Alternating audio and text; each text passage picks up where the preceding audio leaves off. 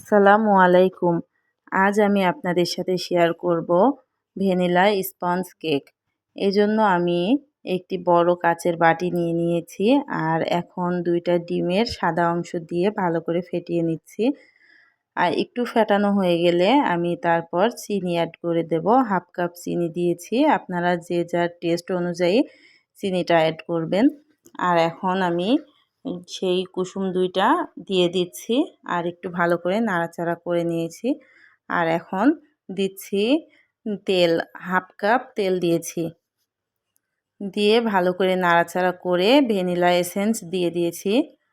আর একটু নাড়াচাড়া করে এখানে আমি চেলে শুকনো উপকরণগুলো দিয়ে দেব। অবশ্যই এখানে চেলেই দিতে হবে। আর এখানে আমি 1 কাপ ময়দা, 1 টেবিল চামচ কর্নফ্লাওয়ার, 1 চা চামচ বেকিং পাউডার আর সামান্য একটু লবণ দিয়ে ভালো করে চেলে নিয়েছি। চালা হয়ে গেলে ভালো করে আলতো হাতে মিশিয়ে নিতে হবে।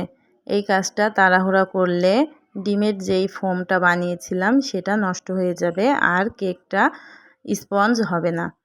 এখন আমি একটি ফ্রাই প্যান নিয়েছি আর আমার কাছে বাটার পেপার ছিল না, তাই একটি নর্মাল পেপার নিয়ে তেল ব্রাশ করে সম্পূর্ণ ব্যাটারটা দিয়ে দিয়েছি আর একটু নাড়িয়ে নিয়েছি। এখন আমি চুলাতে একটি তাওয়া দিয়ে ফ্রি হিট করে নিয়েছি কিছুক্ষণ। এখন আমি ওই ফ্রাই প্যানটা দিয়ে দেব। দেওয়া হয়ে গেলে কিছুক্ষণ একটু জোরে জাল করে নেব। আর এর ওপরে যেই ছিদ্রটা আছে ফ্রাই প্যানের ঢাকনার, সেখানে একটি কাগজ দিয়ে ছিদ্রটা বন্ধ করে দেব। আর এই যে জালটা আমি আপনাদের দেখিয়ে দিচ্ছি। এখন জালটা আমি একটু কমিয়ে দেব। এই যে মিডিয়ামের থেকে একটু কম থাকবে আর লোর থেকে একটু বেশি থাকবে। এখন আমি 35 মিনিট জাল করেছি ওইভাবে। আর এখন দেখেন আমার কেকটা কত সুন্দর হয়েছে। আর আমি একটি চাকু দিয়ে আপনাদেরকে দেখিয়ে দিলাম কত সুন্দর হয়েছে।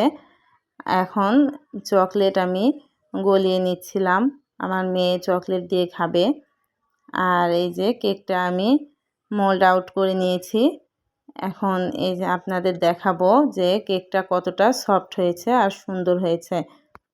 কেকটা দেখতে যেমন সুন্দর হয়েছিল, খেতেও ঠিক ততটাই মজার হয়েছিল। আপনারা বাসায় ট্রাই করে দেখবেন এই টিপসগুলো ফলো করে।